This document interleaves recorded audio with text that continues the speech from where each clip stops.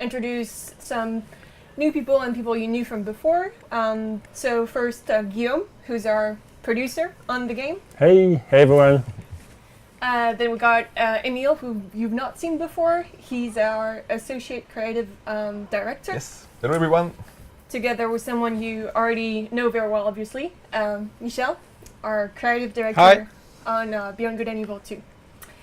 I just want to talk through the agenda of things that we'll be talking about today. One first thing that we want to mention is the timeline for the Beyond Good and Evil. So we'll be talking about the setting of the game, but also just Beyond Good and Evil in general, how the story revolves up until Beyond Good and Evil 2. And then we also want to show some gameplay, so we're very excited about that. We'll be showing the game for the very first time, so we're very happy to be showing publicly what we've come up with since the last stream that we got in December.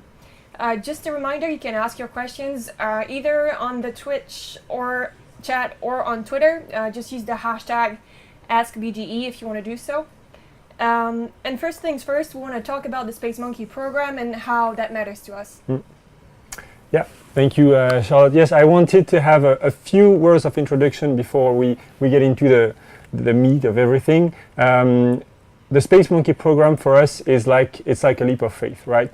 We're showing stuff at very rough state. We are showing you the way we work. We are showing you some stuff that normally is kept internal, and we are doing that because we trust you guys that you are willing to see that stuff. You want to be a part of what we do. So I'm really proud of the team, of everybody at Ubisoft to do that proactive development approach. So all what you're going to see here is really work in progress, rough. We're going to repeat it a lot, but still, it's our a contract with you that we've made like back E3 last year.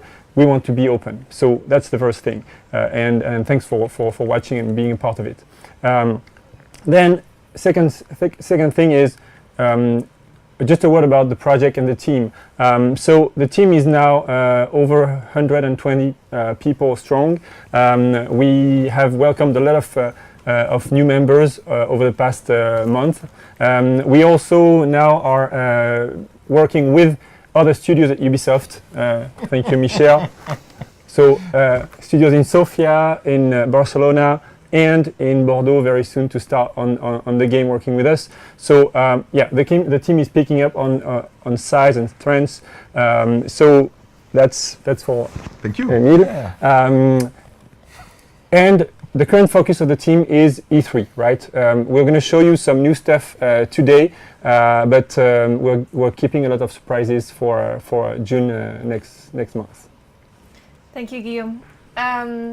So now you've got the hat to talk now. I have the hat, so I have the right to talk, right? That's how it works. It's your turn to talk. I also have a challenge from some of our fans to wear that hat at some point, so you'll have to give it to me. But for now, it's your time to talk. Okay. We'll be going through the timeline that we've set for BGNE.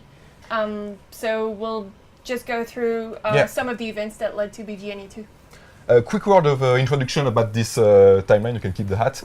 So it's actually a work document, something we are using to build the world of Beyond Good and Evil 2. So we are really showing you how we are working currently on the game.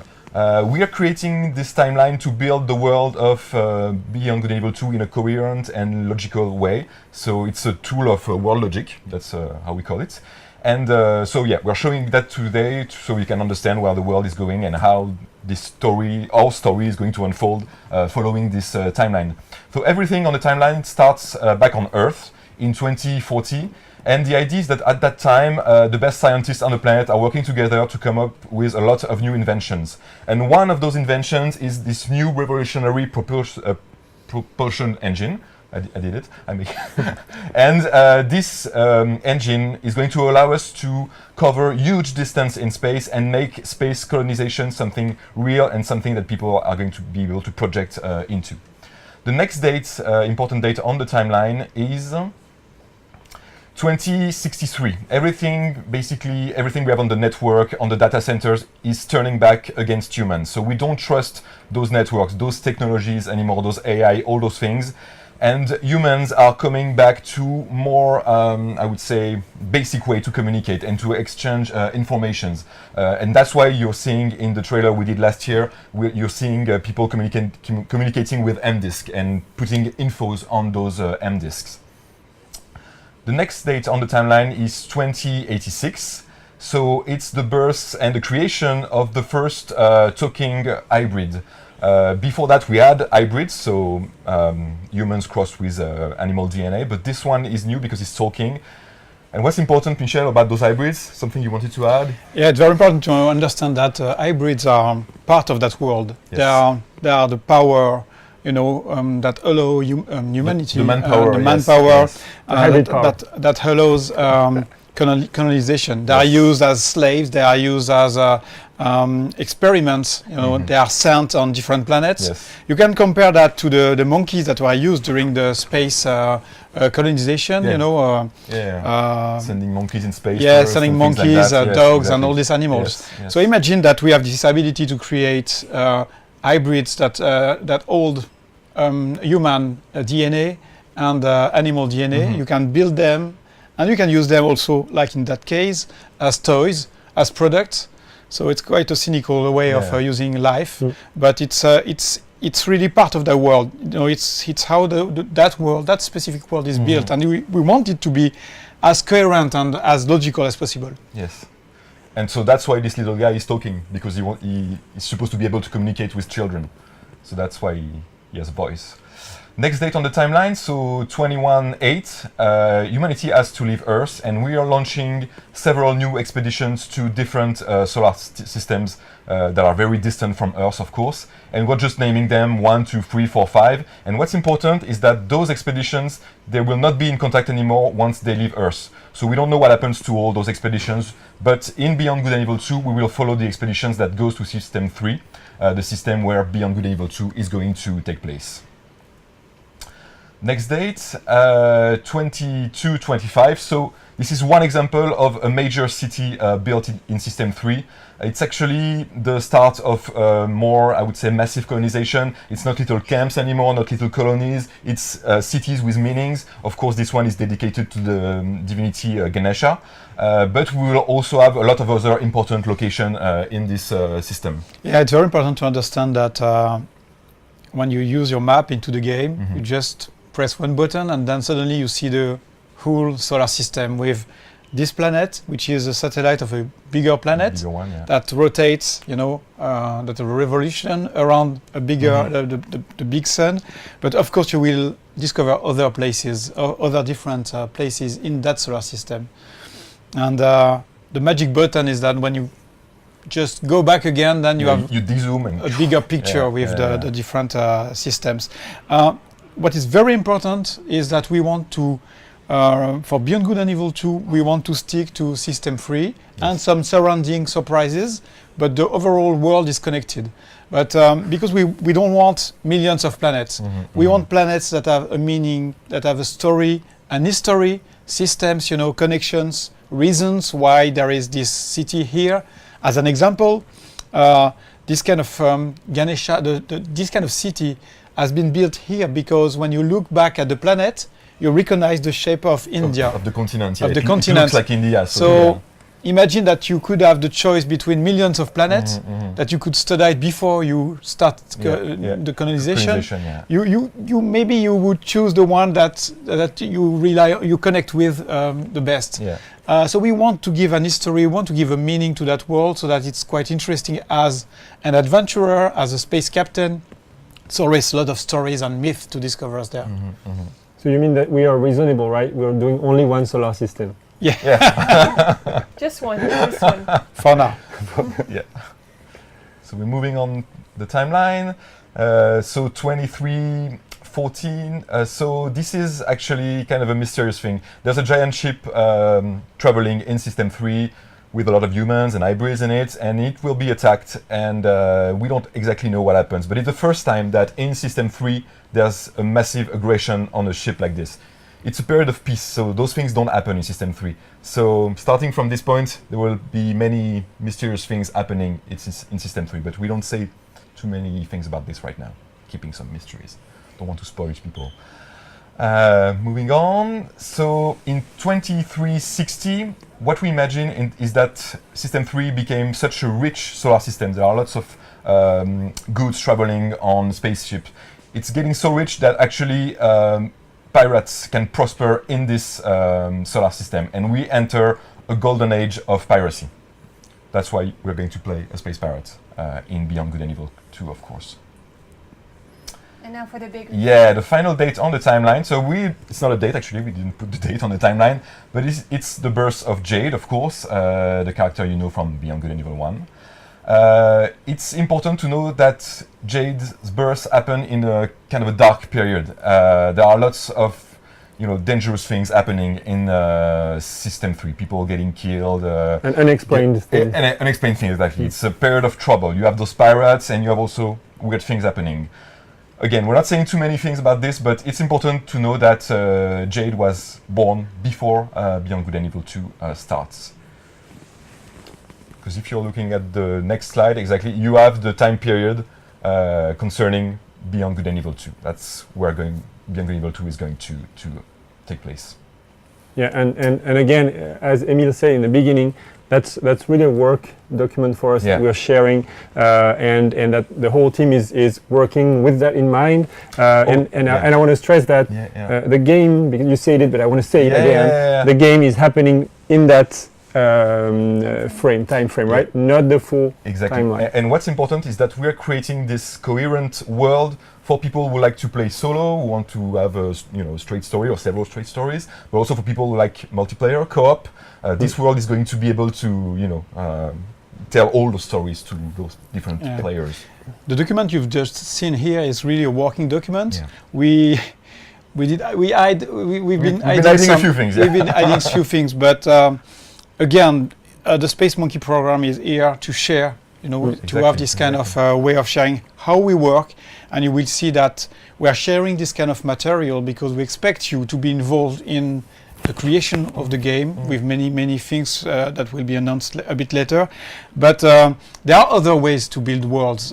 History is part of it because you understand better the reasons of why things are as they are today, how they will become if you understand history. What happened before. And when you're working on such a big world, you need nice and big foundations. The reasons, where are these people coming from, where do they try to go, and what connects all those people. Exactly. There's this strange dark mist, that thing that is around everything that is growing, that is something menacing and hiding. We don't know what and it is, hiding, and it's also very important when you are talking about space pirates. You expect space pirates myth. You see things that are legends, you like that, just hear about those things in hidden taverns, and bars, and more and more people are talking about disappearing friends and ships being attacked. I think all those things. I think it's the time we talk about our space Bermuda Triangle. Yes. Right. Yes. If we can move to the next slide.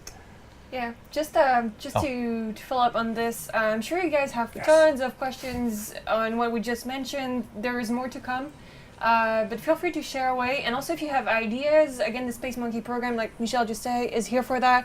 So just head out to bgagame.com and you can comment on any of our blog articles, preferably the last one where we announced this live stream, to expand on ideas that you have for the universe. We'll be very happy to read on them. Thank you, Charlotte.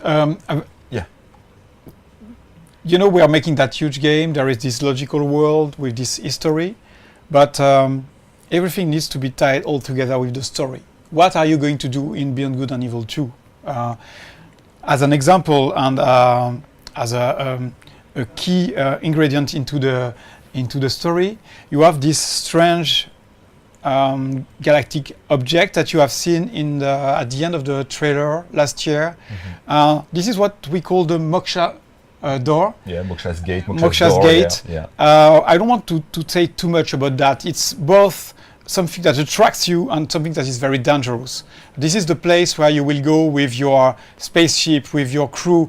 You will be under attack. You will have a lot of things to do there. Yeah, we can see some example and little scenes of the kind of things that you can have around there. But the most important thing is that this is feeding the world. Some people think that they can be free. Maybe hybrids can have a new life beyond that door. Maybe some pirates, they think about glory. Maybe living forever. Because no one knows what it really is, actually. That's what's Exactly. interesting. That's why you have legends. Maybe this is a huge People trap. don't know. Maybe this is, and you have all this, this cemetery Yes, around. graveyard of ships floating. So- yeah. Yeah, in such a world, it's very important to have landmarks like that. Things you want to reach, you want to understand, you want to dig into. So that's part of the motivation Yes. and of what makes you starting the game. About that, we have another very important thing in Beyond Good and Evil 2. It's the fact that you can create your own captain, your own space pirate own captain, character. Yeah. And we don't want to stick to human. You can be an hybrid. You can be a man, Exactly, a female, or different genders. It's very open. It's very important. It's coming from you, Space Monkeys. You talked a lot about who you want to be into the game, what kind of characters, and a lot of you insisted in this idea of being free. Being able to create your character. So the common point is this big world. Those motivations, those very important and exciting things. Yeah. But you can live your adventure the way you want, and of course you will encounter different characters, friends, and exactly like in Beyond Good and Evil 1, they can become part of your crew. Yeah. You can recruit maybe an enemy that will appear or happen to be part of your crew, and this is really something that we want to bring to the player. Yeah, that's what's interesting on this image, is that it could be your captain, but it also could be your crew members. So you can have this great variety of crew members. Every people you meet in this world could become your crew members, and that's a strong motivation for your adventure and going into the game and exploring everything, of course. So this is part of the things we will dig into more for the next for events like E3. But it's also very important to understand that you play as a space captain, Yes. but you have your crew member Exactly, yeah. that are dedicated to specific tasks. Your big spaceship, the medic, they all have a role. The spy, they all have a very important role, and they extend your abilities to explore more, Exactly. handle new spaceships, and discover new places. So And that's why you're looking for the best crew members, actually exploring everything to find the and the you're best not ones. limited to 3, 4, 5. You have your main crew members, but there's also in your huge spaceship enough room to store a lot. a lot, to have a lot of friends, a lot of other characters you will encounter, and that will makes you become a space pirate legend. Yeah. You want to say something? Yes, Guillaume? I wanted to say something because I this was not supposed to be, but I really like Charlotte. Can we post this after on the blog? Of course. Because that's an we cannot see that much, but that's an original artwork from BGNE 1, right? Yes, and tada, that's the Moshkas door. So we have been making a lot of work to tie in BGNE 2 because it's the same universe. It's the same themes, the same stories, the same. So and I found this back in an old in a drawer on the floor here, and I was like, hey, who drew this door? And it was like last year, but somebody told me, oh, it's not last year. It's like 15 years old. So so this is one of the evidences that we are really true to BGNE as a license. So if we can post it, that's perfect. Yeah, we'll be sure to share it. So we've been talking about the setting, the kind of global story of Beyond Good and Evil, and now there's something that we're really excited to be showing for the first time. It's some gameplay footage of the game. Just keep in mind that this is very work in progress. We'll be showing it, and then we'll be talking over what we've been showing and what we're doing with the game. Yeah, and just before we play the video, there's a lot of discussion on the blog, and around about what is BGNE2 like. Can you say what is it? So in the team we agreed about that definition, right? That's so BGNE2. It's a seamless action adventure RPG that I can play solo or with my friends. Well, that's what we are making. We cannot make it clearer. Without further ado, we'll now be starting the video, and you can see what Guillaume was just saying in that, but we'll be discussing further right after.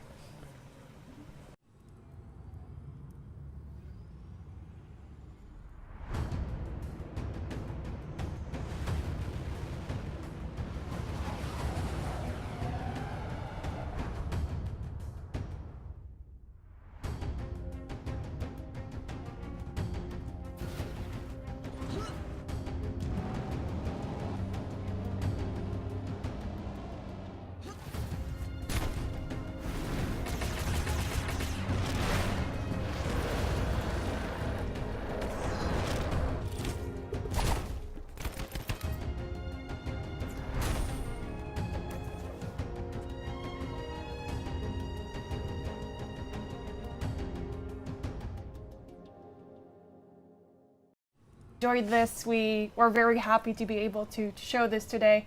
Again, very early stage, very work in progress, so just keep that in mind. And yeah, we'll just be talking a little bit about what we've been seeing here. So there's some combat, there are ships. Can you guys maybe cover this? Just one comment, that was too short. But we want to keep a lot of things for E3. So that's so we fight all together, but this is just, okay, they're just showing few seconds. Yeah. But there's so much to discover for E3 also. But here, if you look carefully at what we've just shown, there is one very important thing, is that everything is connected. Exactly. You can do everything anywhere at any time. It means that you can have a fight inside of a spaceship that is being attacked. So maybe you are inside of the spaceship. That's part of, if you look carefully, at some point you have Nox, our monkey, is inside a huge spaceship that is being attacked. And he could fight into that spaceship. He could need to get out. Be trying to escape, trying because to it's going escape. to explode, of course. While the spaceship is collapsing, this huge spaceship. Yeah, and this is not scripted. This is not a sequence that will happen here and never again. This is just because it happened, because something attacked, or maybe you attacked that ship. And now, as you can see it, here it just collapsed because of your actions. So it's really systemic. It's really epic things you can live with your friends or alone. And those things, they have no boundaries. There's no loading. That's why this game is taking so much time to be done. A lot of people said, why is it so long? Come on, release the game this year if you can. There is so much to do for this game just to make this possible. Imagine the amount of information that are needed to allow this kind of thing to happen, because the spaceship you are fighting on can move at 2,000 kilometers per hour, maybe more. So everything needs to work nicely, smoothly, like this super attack. So that's where the game DNA is revealed. That seamless aspect seamless experience, Michel is talking about is really what we want to show as a prototype in that video. As you can see, we are mixing close quarter combat, sword fight, dog fight, battleship fight, all of that in the same on different scales. On different scales, yes, because the engine is allowing us to do that. And so that seamless aspect is what really to us makes exciting what we do. And I have to remind as well that you can play this with your friends, so you can also do this in co-op. Yeah, you can see it in one of the footage. I think it's pretty. So what's not seen here, what is not shown here, is that of course you can go in space, see your friends from space, continue the fighting, or see the actions. You can go in cities while all these things are happening. Exactly. So you will discover more of this for E3, of course. But we wanted to share a few seconds of that. And what we're revealing for the first time is the melee combat. Something also coming from Beyond Good and Evil 1, so we're keeping the same DNA. Yeah, so a lot of people may ask, but what is making that combat different from another game? Exactly. Just one thing is that you can, as you've seen it, you can attack from your spaceship, start one attack very high and attack down, you can Fight use on the your flying ships. you can use you your can step on a flying ship and Exactly. be fighting someone on it. So, you can use your jetpack during an attack to dodge or to escape very quickly Mhm, or mhm. jump onto another spaceship. So that's the combinations of all those gameplay. Exactly. For E3, we will talk more about in-depth gameplays, about things that are making all those different gameplays deep and more able to sustain a long time and play styles and all these things. But again, here we wanted to share this piece of footage. Yes, it's a kind of a sneak peek for you guys. Yes. Yeah. Well, thank you for this. This is all we had today for our live stream. However, we've been having a lot of questions from you guys. We've also taken some from the forums and we've taken some from the Discord. So just want to go through them real quick with the guys here. The first one that we got was about brothels. Brothels could be a place where pirates gather intel and get some downtime. Will we be seeing brothels in the game? This was a question from Kierok on our forums. What do you think? When you look at the trailer for last E3, you have those kind of dark places. That's part of the pirate way of life. The way the treatment we will be careful about the different aspect of that, but it's part of this kind of world. That's what you can expect. It's a mature game. We don't want to be half pirate or something like that. You know, we want to go in the full role, and it's really about playing the space pirate at 200%. Yeah. It's very important. One direction that we give to the team, and maybe I've said it already last Twitch, but is we're making a space pirate game, right? So everything that pirates do, you just put space in front of it and you do it in the game. It's a key direction for us. So to answer that question, we have Space Tortuga Islands where pirates, you know, live their life and spend their money and, you know, have fun. And yes, we will have Space Tortuga Islands. A second question we got from the forums also was a question from Kamito, who is asking, female characters in video games are usually young and sexy or old and not sexy. How about sexy old lizard women? I think the key word is that we don't want usual things or too usual things. We want all kind of things. You know, that's the theme of. That's why we choose pirates. Exactly. Because pirates, they can have scars on their face. They can be small, tall. You know, every genders, every styles, every ethnic origins, every animal origins. They're okay with diversity. That's Yeah, something they embrace. Yeah. That's why I want to play that game. You know, I want to, as an example, I want to build my team with just monkeys. Maybe I'm closer to monkeys than humans. I don't know why it's my nature, what's pushing me into this direction, but I don't want the game to stop me or to, you know, to prevent me from doing this kind of thing. I want to be able to express myself. So yeah, that's a place about Beyond Good and Evil is about diversity, and it's quite important for us. Yeah, but definitely, I mean, to this question, maybe we won't have this exact example in the game, but our universe supports. Yeah, of course, it fits in the universe. Yes. Yes. Another question we got was so a lot of people are obviously By asking. the way, we had a lizard on the picture we showed. I think it was we not did. a. It was. We don't know if it was a female or a male. You know, in the It's never easy to know with lizards. Like I was saying, a lot of people are asking questions from BGNE1, obviously. So on Discord, we got a question from Johansson69 who asked, will we get answers to the cliffhanger from BGNE1? I would say yes and no, which is best answer. Good answer. No, because it's a prequel. So Yes, exactly. we are not going to tell what happened after, which is the purpose of this cliffhanger.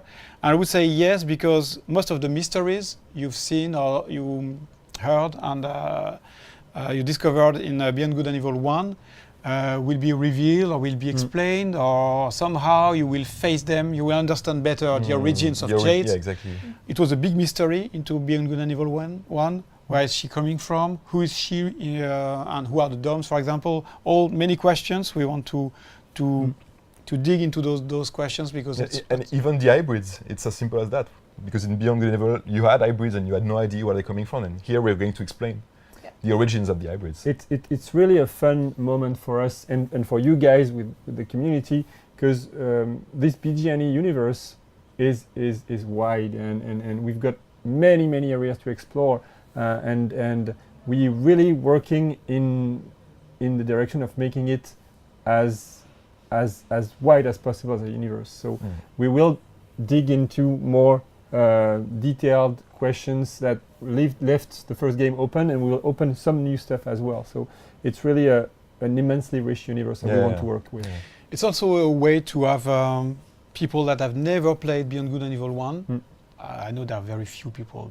Maybe a few of them. Everybody played it. Maybe 2 or 10 3. or Yeah. no, it's a way for newcomers to discover the world, and they don't need to have played Beyond Good and Evil 1.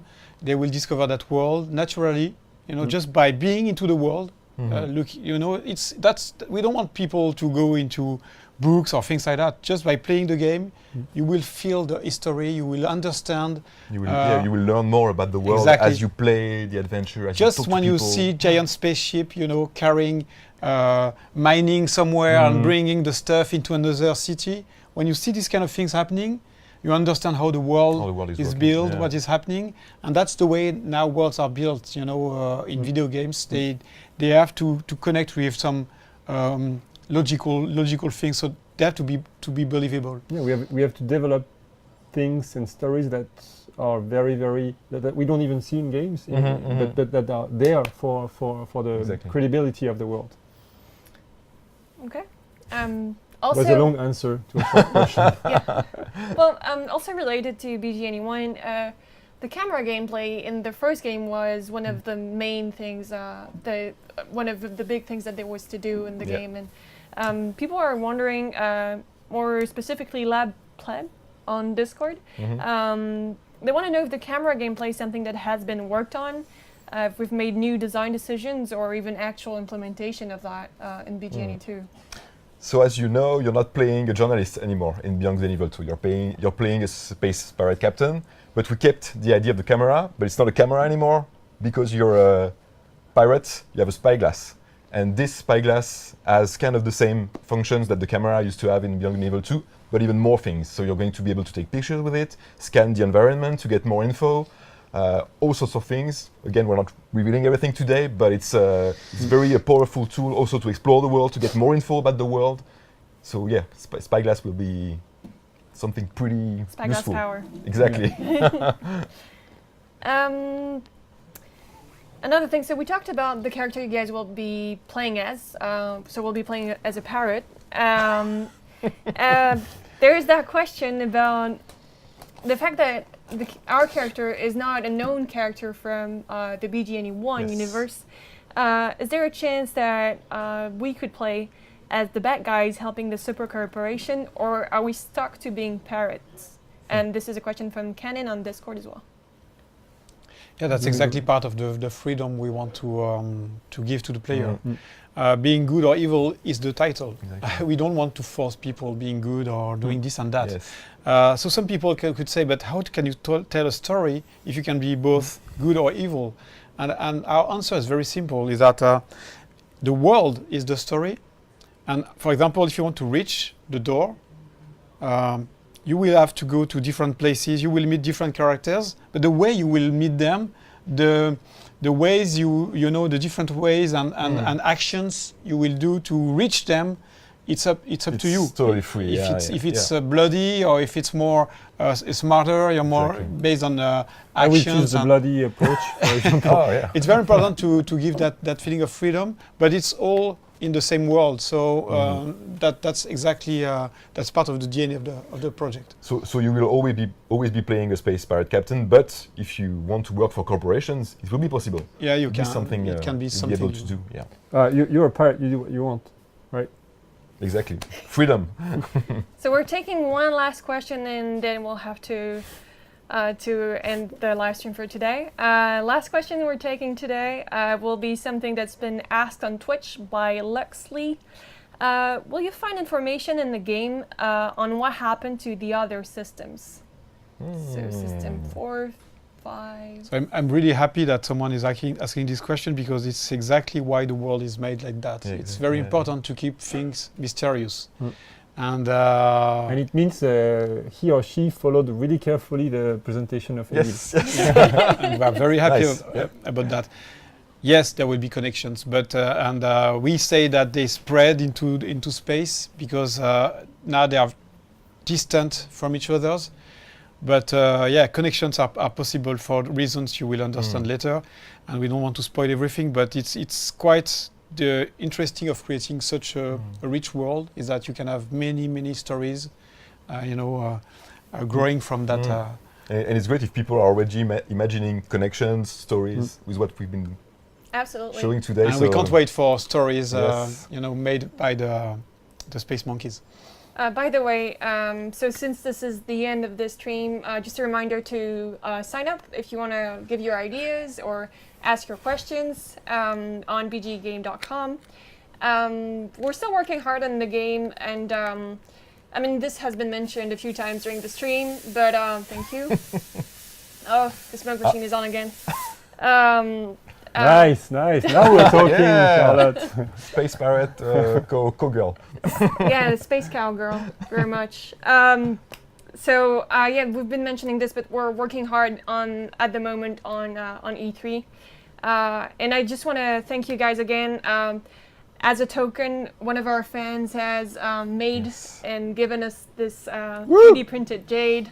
It was given in person to Michelle, so thank you guys for your dedication, and just stay tuned for E3. Thank you. Thank you Bye-bye, all. everyone. Bye. Bye, everyone. Bye. See you soon.